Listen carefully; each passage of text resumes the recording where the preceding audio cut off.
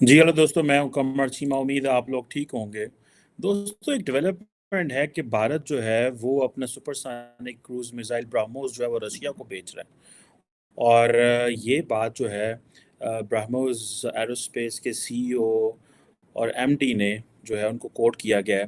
और वो समझ रहे हैं कि हमारे लिए जो एक इम्पोर्टेंट मार्केट है कि जो air launch BrahMos supersonic cruise missile है वो हम रशिया को बेचें।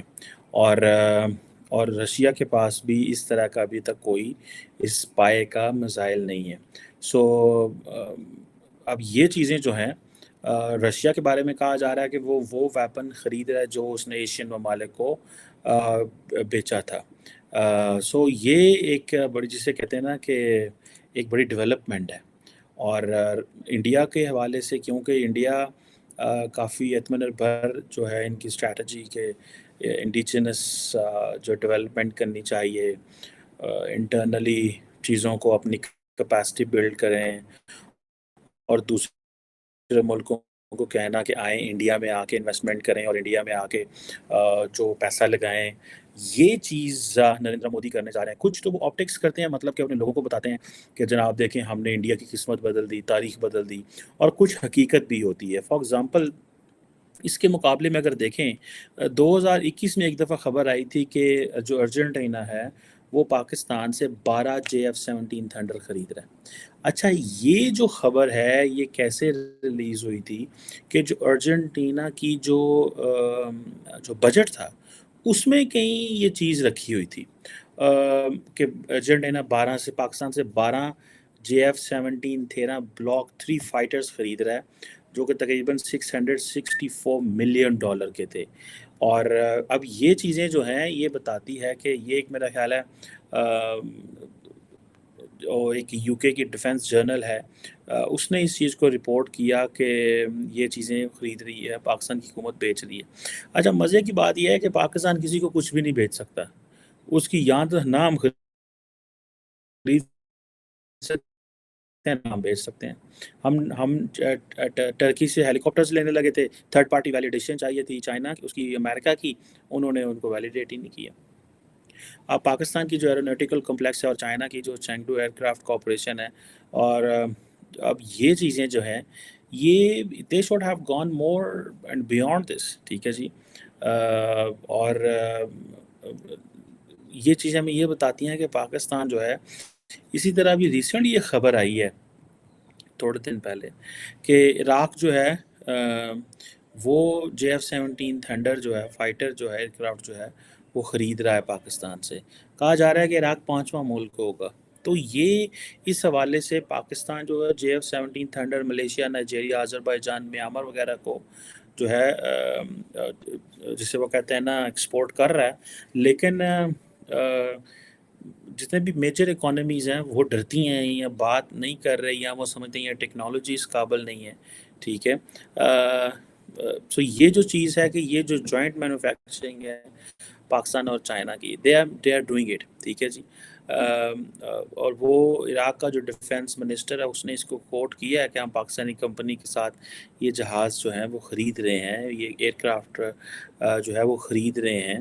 और ये अगर हम बेच रहे हैं तो बड़ी बात है, क्योंकि पाकिस्तान ने पिछले कई दहाइयों से अपने डिफेंस पे बहुत ज़्यादा पैसा लगाया। लेकिन रशिया को जिसे वो बोलते हैं कि ये बेचना, दैट मीन्स अ लॉट। ये बहुत ज़्यादा इम्पोर्टेंट है, ठीक है जी। और जिसे वो कहते हैं ना, क्योंकि रशिया और इंडिया के जो ताल्लुकात हैं वो बहुत सारी तब्दीलियाँ हो रही हैं।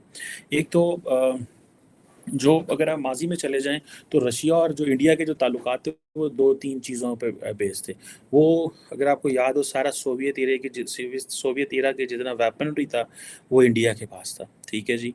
दूसरा ये है कि जिसे आप ये कह लें कि जो सोवियत एरा में जो अ, जो इंडिया की अलायंस सोवियत यूनियन से थी और पाकिस्तान की जो अलायंस थी वो अमेरिका के साथ है, ठीक है जी।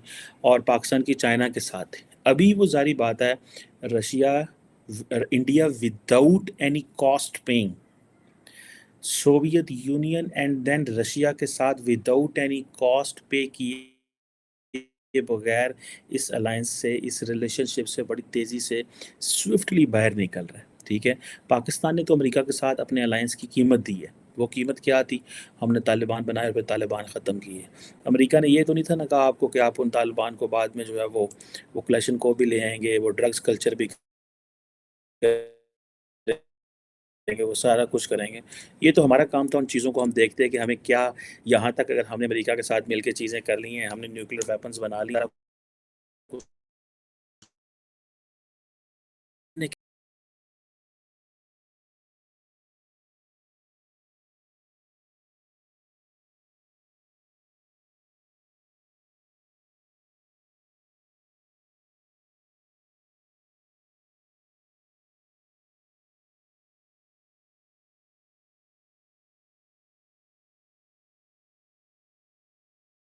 ये कहते तो हैं कंटिन्यू रहेगी, लेकिन कई लोगों का कहना ये है कि नहीं, रशिया जो है उससे इंडिया दूर होता जा रहा है। रशिया के लिए इंडिया एक इम्पॉर्टेंट मार्केट है फॉर आर्म्स एंड ऑयल, और ये याद रखें, रशिया के पास आर्म्स एंड ऑयल के अलावा कुछ नहीं है। They don't have that technology which the Americans have. So India और यूएस की जो सिक्योरिटी पार्टनरशिप है ये नहीं है, लेकिन पिछले कुछ अरसे में तकरीबन 20 अरब डॉलर का इंडिया जो है वो वेपनरी ऑलमोस्ट अमेरिका से ख़रीद चुका है। सो ये चीज़ जो है, ये चीज़ हमें बताती है कि बहुत सारी तब्दीलियाँ आ रही हैं, लेकिन अगर इंडिया अपना ये असला बेच पाता है, ठीक है जनाब, ब्रह्मोस मिसाइल बेच पाता है, तो आप ये इमेजिन करें, ठीक है जी, तो ये आप इमेजिन करें कि ये उनके लिए एक बहुत बड़ी डेवलपमेंट है। रशिया की, क्योंकि इस वक्त जो एक्टिव उनके जो टारगेट्स हैं वो तो सीरिया में हैं, यूक्रेन में हैं, और उनको अपने इसके लिए चाहिए वेपनरी। चाइना से भी बहुत कुछ वो ले रहे हैं, और उनके पास अपना भी काफ़ी वेपन है। सो लेकिन ये अगर चीज़ होती है तो क्या India will be part of fanning the war between Russia और यूक्रेन? क्योंकि एक एक तबका तो ये कहता है जनाब कि जो इंडिया है वो रशिया और से तेल खरीद के तो बेसिकली तो रशिया को तगड़ा कर रहा है। अगर इंडिया तेल उस तरह ना खरीदे तो रशिया तगड़ा नहीं होगा। अच्छा मज़े, और दूसरी तरफ अगर आप ये देखें कि इंडिया जो है वो रशिया से तेल लेके आगे बेच रहा है, तो बात तो ये भी चल पड़ी है ना कि इंडिया की रिफाइनरियों से तेल न्यूयॉर्क और यूरोप पहुंच गए, ठीक है? तो ये, और वो सारा रशियन ऑयल है, लेकिन महंगा बिक रहा है।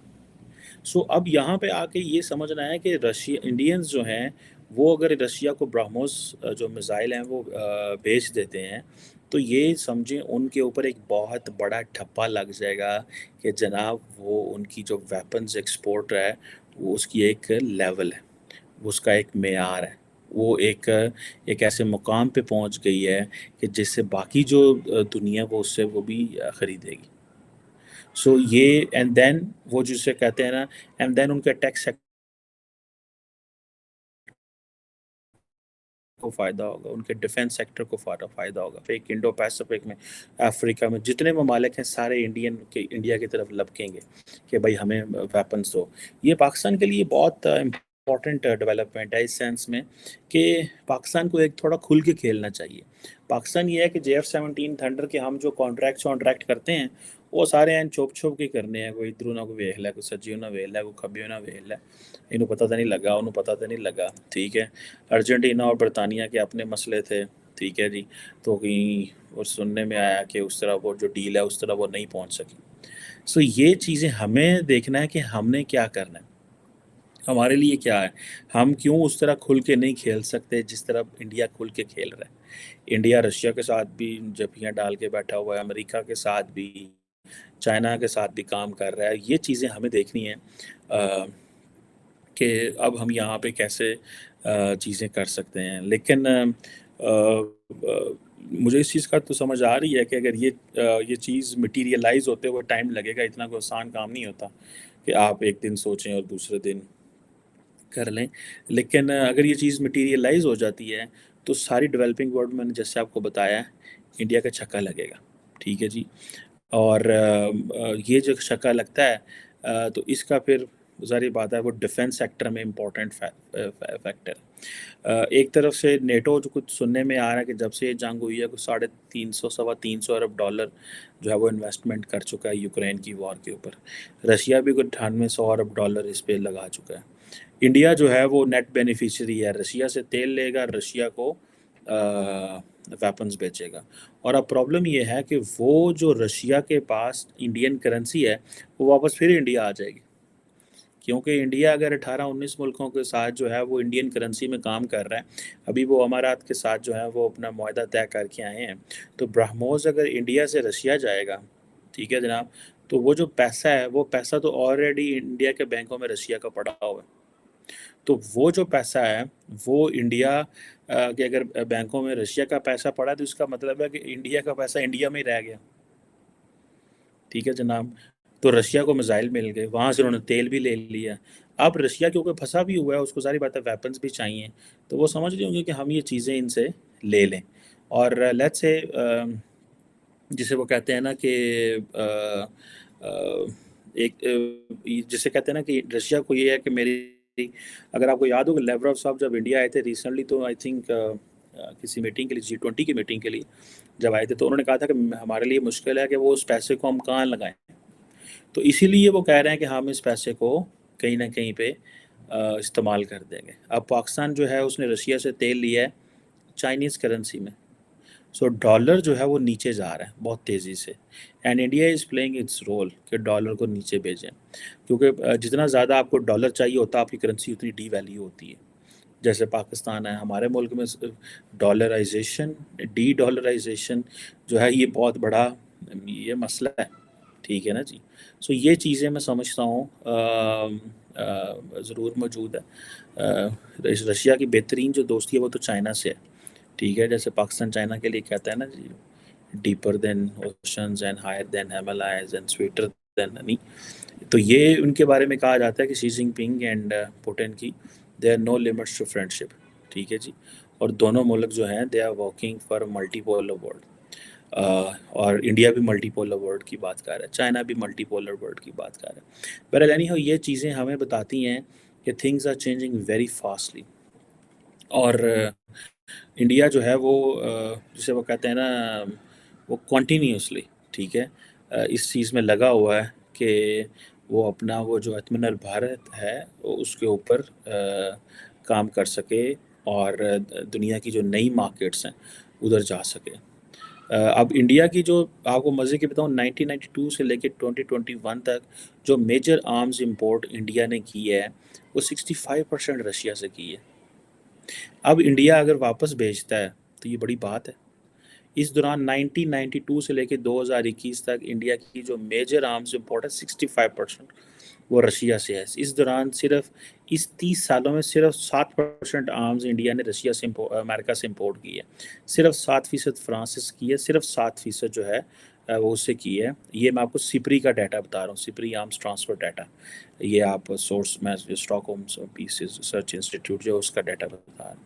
इससे आप पहले चले जाएँ 1960 से 1991 तक चले जाएँ, तो इंडिया जो है वो सोवियत यूनियन से 1960 से 1991 इंडिया सोवियत यूनियन से 10% असला लिया हुआ है, जापान से 9%, अमेरिका से 15%, यूके से 8%, जर्मनी से 7% और बाकी ममालिक से 51%। लेकिन इंडिया ने फिर अपना ये सारा right after the cold war, ये पिछले 30 साल इंडिया ने रशिया को जैसे कहते हैं ना हर शा क्वार्टर ही होना देखो, जितने भी T-90s, T-72 टैंक शैंक जो कुछ भी था, ठीक है जी, और MiG-21, Su-30, MiG-29, ये सारे के सारे फ्लीट जो हैं उन्होंने इंडिया ने लिए हैं रशिया से, और बड़े मोटे पैमाने पे। और उस वक़्त पाकिस्तान के साथ वो सिर्फ़ और सिर्फ न्यूमेरिकल चीज़ों को मैयर करते थे। वो कहते थे यार ये न्यूमेरिकल ही चीज़ें जो हैं हो रही हैं।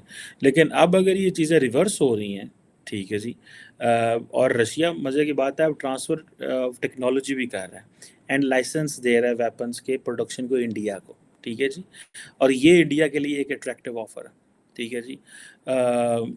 जिसे वो कहते हैं ना, अब इस दौरान कहा जाता है कि सन 2000 से लेके 2021 तक दोनों मुल्कों ने कोई 50 एक सेपरेट डील्स की थी बैटल टैंक्स बैटल्स के लिए ज़्यादा टैंक चाहिए, इन्फेंट्री फाइटिंग व्हीकल चाहिए, फाइटर जेट्स के लिए, anti ship and surface to surface missile के लिए, multiple rocket launchers, anti tank missile, सारा कुछ ही तो रशियन उनके पास है।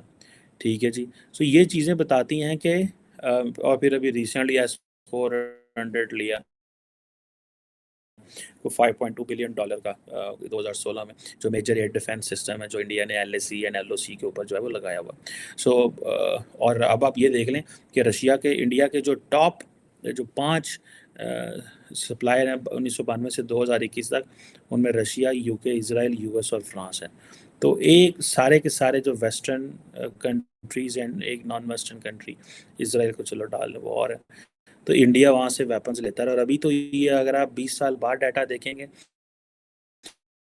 तो बिल्कुल डिफरेंट हो जाए, बिल्कुल डिफरेंट हो जाएगा ये डाटा। ठीक है जनाब।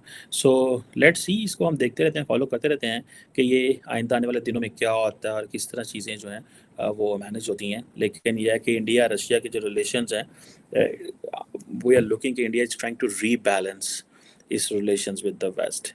और वो रशिया को कहता कुछ नहीं है, फ़ायदे के वक्त तेल उठा लिया, फ़ायदे के वक्त असला उठा लिया, जब अच्छा असला मिला है तो वेस्ट चला गया, रशिया से जो मिला वो ले लिया, रशिया को भी नाराज़ नहीं किया। ठीक है जी। रशिया दुनिया में एक मार्जिनल प्लेयर बनता जा रहा है, उसका वो असर रसूख नहीं रह रहा। सो इंडिया वो जो मेन बड़े प्लेयर हैं उनमें घुसता जा रहा है। सो ये चीज़ें बताती हैं कि the things are changing very fastly. और ये एक जिसे वो कहते हैं ना कि लेट्स सी इसमें क्या निकलता है और क्या नहीं निकलता। लेकिन एक जिसे वो कहते हैं ना कि रशिया के बारे इटसेल्फ एक टर्म बोली जा रही है, चाइनाज वेसल। ठीक है जी। क्योंकि रशिया चाइना के ऊपर डिपेंडेंट रह जाएगा। और अगर आप हम कोल्ड वॉर के ज़माने में पढ़ते थे कि there was a time that Russians wanted its trigger on ना चाइनीज़ न्यूक्लियर बटन, लेकिन रशियंस ने Chinese never listen to Russia.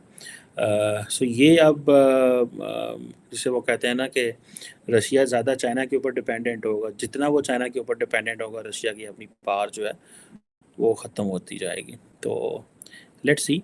अब चाइना का भी एडवांटेज है कि चाइना का जो इन्फ्लुएंस है वो जितने भी इंडिया के पेरिफेरल पावर्स हैं, भले श्रीलंका हो, नेपाल हो, पाकिस्तान हो, भूटान हो, और इवन कि सेंट्रल एशिया, वहाँ पे बढ़ रहा है। So that is why India is getting in central Asia के इंडिया कॉन्सिडर्स नेपाल इट्स पेरिफेरी। ठीक है, बिकॉज बीच में पाकिस्तान और अफगानिस्तान ही है। चले भूटान, श्रीलंका, नेपाल तो बिल्कुल पेरिफेरी है ना। ठीक है, तो वो समझते हैं कि इनके साथ हमें करने की ज़रूरत है, otherwise things are not going to be go well. So let's see इसमें क्या निकलता है और क्या होता है। लेकिन अगर ये the BrahMos deal is successful, this will open the floodgates for India's export of defence equipment to many countries. और रशिया को फ़ायदा हो जाए, पैसे फंसे ने जो तेल खरीद रुपया च ना तेल खरीदे है इंडियंस ने, वो पैसे भी वो किसी चीज़ में कन्वर्ट हो जाएंगे, बिकॉज दे आर कंसर्न कि हमने उन पैसों का क्या करना है जो इंडिया के पैसे हैं और इंडिया के बैंकों में पड़े हुए हैं। सो इंडिया यहाँ पे जो है वो माफ़ी नहीं दे रहा किसी को।